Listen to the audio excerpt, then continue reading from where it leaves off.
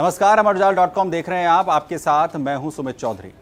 लंबी जद्दोजहद, बहस और आखिरकार लोकसभा से एंटी पेपर लीक बिल को मंजूरी मिल गई।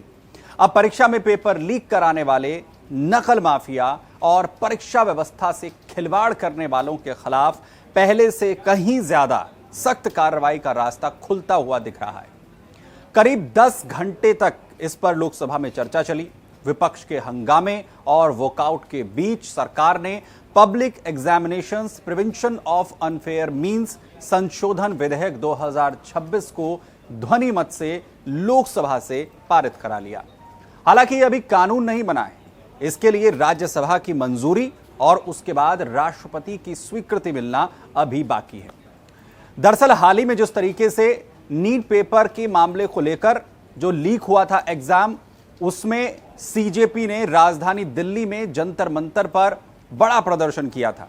उसके बाद सरकार ने शिक्षा मंत्री का इसे लेकर इस्तीफा लिया और कड़े कानून के लिए संसद में बिल लेकर आई थी सरकार, जिसे आज लोकसभा ने मंजूरी दे दी है। यह संशोधन 2024 में बने मूल कानून को और ज्यादा प्रभावी बनाने के लिए लाया गया है।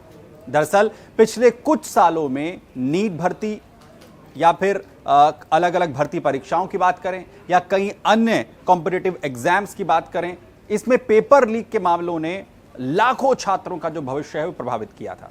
सरकार का कहना है कि पुराने कानून में कार्रवाई का प्रावधान तो था, लेकिन उसे और ज्यादा कठोर बनाने की जरूरत महसूस की गई और इसी वजह से अब सजा से लेकर जांच और ट्रायल तक जो पूरी प्रक्रिया है उसमें बड़े बदलाव किए गए हैं और इसीलिए इस बिल को सदन के अंदर लाया गया। सबसे पहला और सबसे बड़ा जो बदलाव व्यक्तिगत अपराधों की सजा में इसे लेकर किया गया है।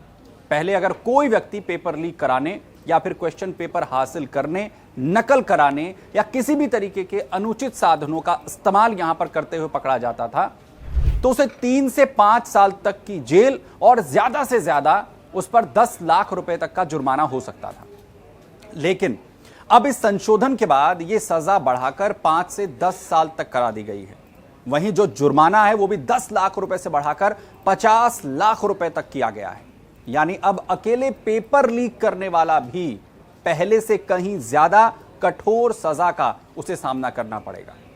इसके बाद जो सबसे बड़ा वार है वो किया गया है संगठित तरीके से पेपर लीक गिरोहों पर, यानी कि जो पुराने कानून में ऐसे मामलों में 5 से 10 साल तक की जेल और न्यूनतम 1 करोड़ रुपए जुर्माने का प्रावधान था, उसमें बड़ा संशोधन किया गया है और उसके बाद अब न्यूनतम 7 साल की जेल इनके लिए जरूरी कर दी गई है और जुर्माना बढ़ाकर कर दिया गया है 10 करोड़ रुपए। इसका उद्देश्य यह है कि जो नेटवर्क हो, कोई भी इस तरीके का बड़ा नेटवर्क हो, उसे तोड़ा जा सके। जो बड़े स्तर पर क्वेश्चन पेपर लीक कराकर करोड़ों रुपए का जो अवैध कारोबार करते हैं, उनकी कमर तोड़ने की इसके जरिए कोशिश है। भाई, सरकार ने सिर्फ अपराधियों पर ही नहीं बल्कि परीक्षा कराने वाली एजेंसियों की जवाबदेही भी इसके जरिए तय की है। पहले अगर किसी परीक्षा agency, printing press, transport company या दूसरी कोई भी जो सर्विस इस तरीके की देती थी, उनकी लापरवाही अगर सामने आती थी तो उस पर ज्यादा से ज्यादा 1 करोड़ रुपए तक का जुर्माना और 4 साल तक के लिए उसे बैन किया जा सकता था। अब नए संशोधन में यह जुर्माना बढ़ाकर 5 करोड़ रुपए तक करने की बात सामने आ रही है। प्रतिबंध की अवधि भी बढ़ाकर 8 साल तक कर दी गई है। यानी अब परीक्षा से जुड़ी कोई भी एजेंसी सुरक्षा में लापरवाही अगर बरतती है तो उसे इसकी भारी कीमत चुकानी पड़ेगी। यही नहीं, अगर किसी एजेंसी के निदेशक, मालिक या जिम्मेदार अधिकारी की भूमिका पर या उस पेपर लीक में उसकी जो भूमिका है वो सामने आती है तो उसके खिलाफ भी पहले से ज्यादा सख्त कार्रवाई होगी। पहले ऐसे मामलों में 3 से 10 साल तक की जेल और 1 करोड़ रुपए तक के जुर्माने का प्रावधान था। अब न्यूनतम 5 साल की जेल और 5 करोड़ रुपए तक का जुर्माने का प्रावधान इसमें किया गया है। वहीं इससे कंपनियों के जो टॉप लेवल अधिकारी हैं, जो शीर्ष प्रबंधन होगा, उसकी भी जिम्मेदारी तय की गई है। सरकार ने केवल सजा नहीं बढ़ाई है बल्कि जो पूरी जो जांच प्रक्रिया है उसे भी समयबद्ध बनाने की जो कोशिश है वो की है। दरअसल अगर पुराने कानून की यहां पर बात करें तो उसमें जांच पूरी करने की कोई तय समय सीमा नहीं थी। कई मामलों में चार्जशीट दाखिल होने में महीनों तक के जो का वक्त जो है वो लग जाता था, कई साल लग जाते थे। अब संशोधन के तहत जांच एजेंसियों को 2 महीने के भीतर यानी कि तकरीबन 60 दिनों के भीतर जांच पूरी करनी होगी और इससे मामले में जो देरी है वो कम से कम होगी, जल्द से जल्द नतीजे सामने आएंगे, जल्द से जल्द एक्शन हो सकेगा, इसकी कोशिश है। इसके साथ ही मुकदमों की जो सुनवाई है वो भी अब लंबी नहीं चलेगी। पहले ऐसे मामलों की सुनवाई सामान्य अदालतों में होती थी, कोई तय समय नहीं होता था। अब राज्यों और केंद्र शासित प्रदेशों को एक फास्ट ट्रैक कोर्ट बनाने का अधिकार दिया गया है और इन अदालतों में कोशिश होगी कि ट्रायल 3 महीने के भीतर जो है वो पूरा कर लिया जाए, यानी कम से कम वक्त में नतीजे सामने आ जाएं। वहीं अगर किसी पक्ष को फैसले से इसके बाद असहमति होगी तो जो अपील की प्रक्रिया है वो भी पहले से तेज की गई है। नए संशोधन के मुताबिक हाईकोर्ट में ऐसी अपीलों का जो निपटारा है वो 3 महीने के अंदर भीतर करने का लक्ष्य तय किया गया है, यानी कि जो जांच से लेकर जो अंतिम न्यायिक प्रक्रिया होगी उस तक पूरे सिस्टम को टाइम बाउंड किया गया है, समयबद्ध बनाया गया है। वहीं संशोधन में एक और जो महत्वपूर्ण बदलाव है वो है स्पेशल टास्क फोर्स यानी एसटीएफ का, इसका गठन का प्रावधान है। जटिल और बड़े मामलों की जो जांच है उसके लिए एक एक्सपर्ट्स की टीम बनाई जा सकेगी ताकि जो संगठित नेटवर्क हैं, जो गिरोह हैं, उन तक पहुंचा जा सके। इसके अलावा एक स्पेशल लोक अभियोजक यानी कि स्पेशल पब्लिक प्रोसिक्यूटर नियुक्त किया जा सकेगा जो ऐसे मामलों की जो प्रभावी पैरवी हैं वो कर सकेंगे। जाहिर है डिजिटल का दौर है और इसे देखते हुए साइबर अपराध जो हैं उसे लेकर भी इस पर खास तौर पर फोकस किया गया है। हाल के कई सालों में कई मामलों में paper leak, social media, encrypted messaging apps, cloud storage और डिजिटल नेटवर्क के जरिए किए गए हैं। इसीलिए नए संशोधन में डिजिटल और साइबर माध्यम से होने वाले परीक्षा अपराधों पर अधिक प्रभावी कार्रवाई का भी रास्ता इसमें शामिल किया गया है, उन पर भी एक्शन किया जा सकेगा, इसे भी तय किया गया है। लेकिन अब सवाल यह है कि इन बदलावों का असर आखिर क्या होगा। सबसे पहले तो जो छात्र हैं उन्हें इसका फायदा मिलने की उम्मीद है। सरकार का दावा है कि पेपर लीक की घटनाओं पर लगाम लगेगी और छात्रों का जो परीक्षा प्रणाली पर भरोसा है वो मजबूत होगा।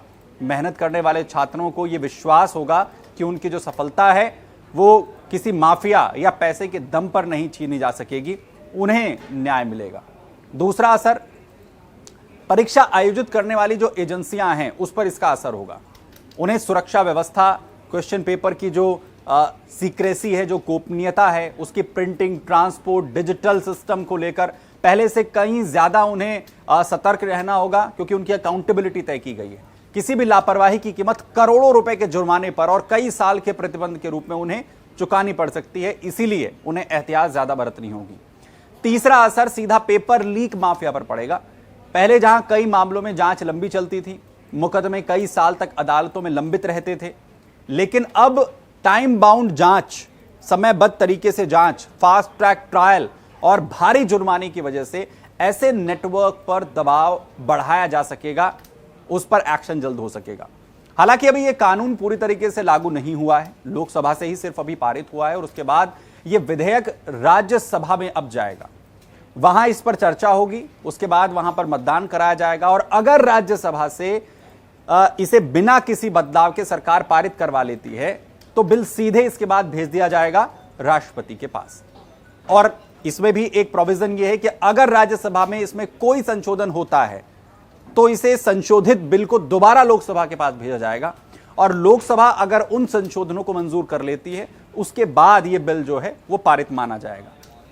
अगर दोनों सदनों में किसी बिंदु पर सहमति नहीं बनती है तो संवैधानिक प्रावधानों के तहत संयुक्त बैठक का विकल्प भी इसमें मौजूद होता है। हालांकि ऐसे मामले बहुत कम होते हैं, बहुत रेयर आपने इस तरीके की परिस्थिति जो है वो देखी होगी। इसके बाद अगला स्टेप क्या होगा, दोनों सदनों से मंजूरी मिल जाएगी और उसके बाद यह बिल जाएगा राष्ट्रपति के पास। राष्ट्रपति की स्वीकृति मिलते ही यह विधेयक कानून का रूप पूरी तरीके से ले लेगा। इसके बाद केंद्र सरकार जैसे ही राष्ट्रपति इस कानून पर सिग्नेचर करते हैं, इस बिल पर सिग्नेचर करते हैं, तो केंद्र सरकार राजपत्र यानी जो गजट नोटिफिकेशन है वो जारी करेगी और ये तय करेगी कि कानून किस तारीख से लागू होगा। कुछ प्रावधान तुरंत लागू किए जा सकेंगे जबकि कुछ के लिए एक अलग से अधिसूचना जो है वो जारी हो सकती है। इसके साथ ही केंद्र सरकार और जो उसके संबंधित विभाग हैं कानून के तहत जो आवश्यक नियम है यानी जो रूल्स हैं वो तैयार करेंगे। राज्यों को फास्ट ट्रैक कोर्ट, जांच एजेंसियों की जो व्यवस्था है, अभियोजन प्रणाली है और जो दूसरे प्रशासनिक ढांचे तैयार करने होंगे उसके लिए जो गाइडलाइंस हैं वो सामने आएंगी, तभी इस कानून के सभी प्रावधान पूरी तरीके से जमीन पर लागू हो पाएंगे। और जिन बच्चों के लिए इसे तैयार किया जा रहा है, जिस पेपर लीक जो होते हैं उस समस्या से बचने के लिए जो इस बिल को लाया गया है, वो कोशिश जो है वो सरकार की पूरी हो सकेगी। अगर आप ये वीडियो YouTube पर देख रहे हैं तो हमारे चैनल को सब्सक्राइब कर बेल आइकन दबाएं और Facebook पर देख रहे हैं तो हमारे पेज को लाइक करें।